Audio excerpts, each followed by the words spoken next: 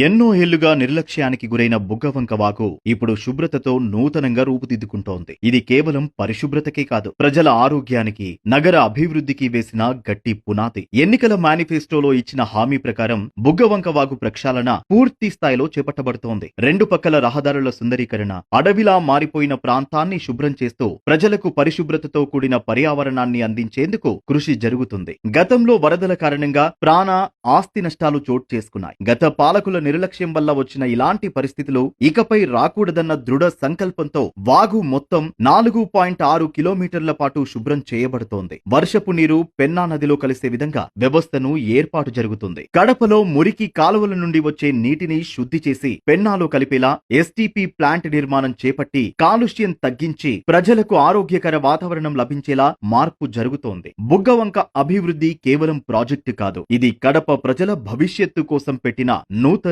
శకం.